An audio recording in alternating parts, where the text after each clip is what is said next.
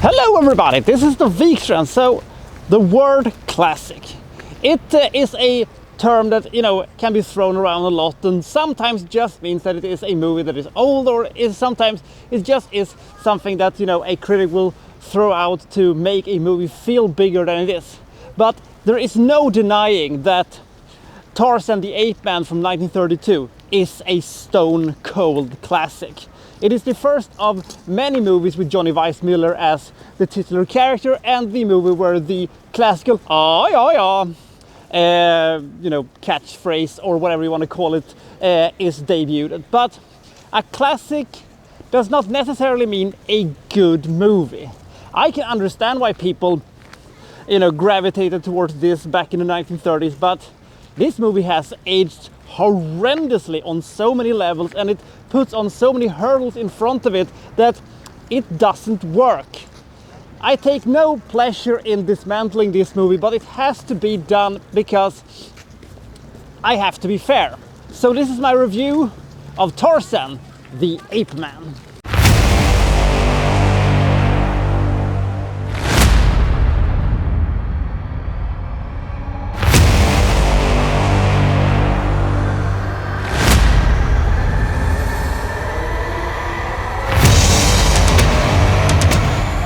So James and his daughter Jane, who has a comically large amount of baggage with herself when she comes to visit him in Africa, sets out on an adventure together with their carriers and stuff like that. They're going to travel to an undiscovered part of Africa where they think that there is this huge elephant cemetery where there are tons and tons of ivory just waiting for them, so they can ship them out through the harbor and become rich in the process. So they set off into uncharted territory, but on the way they come across Tarzan the Ape Man, who will slightly complicate things.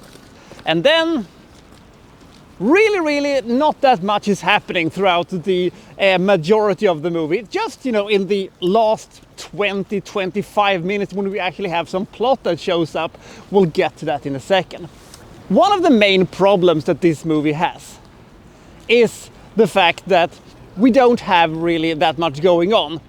They are just walking around and shoot a bunch of wild animals in Africa in a way that made me not really care that much about James, Jane, or the other members of their party.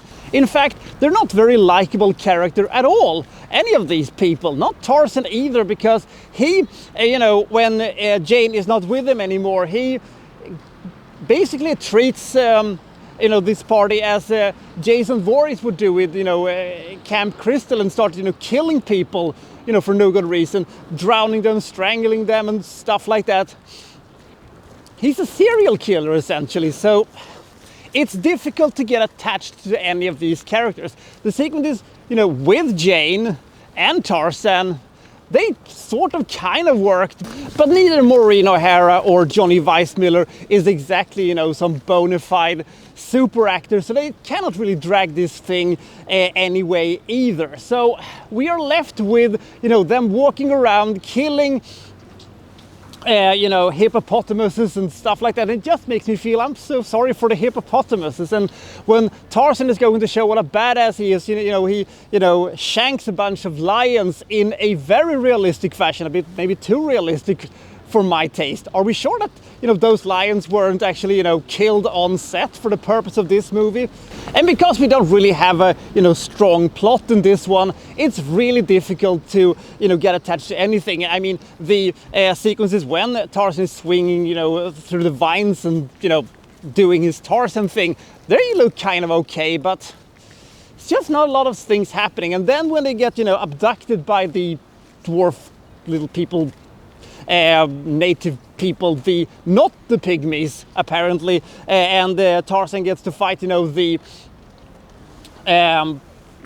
gorilla demon thingy in the fight pit. That was kind of cool, but that was also one of the only things in this movie I kind of liked. I also liked the ending of the movie that had, you know, something nice to itself. But on the other hand, we also have so much other stuff going on that, you know, doesn't mean anything. And also, it has to be said, I am not some, you know, weak ass snowflake or anything like that.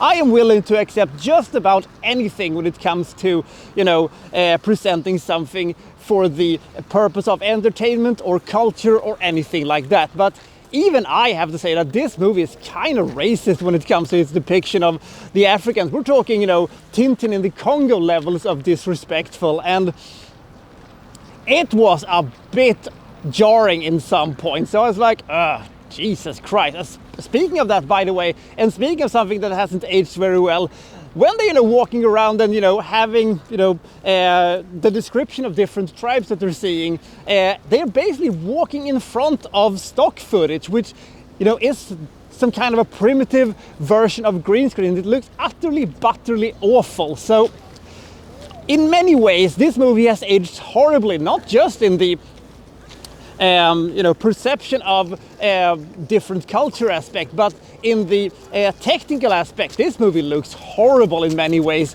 You know, we don't get the feeling that we are in Africa. This isn't an exciting adventure. And maybe I could have swallowed the kind of sketchy representation of the Africans if they could have had a plot that was actually, you know, going anywhere, but we're not. This movie just going on and on and on. It's kind of long actually for being such an old movie, and the pace is absolutely glacial.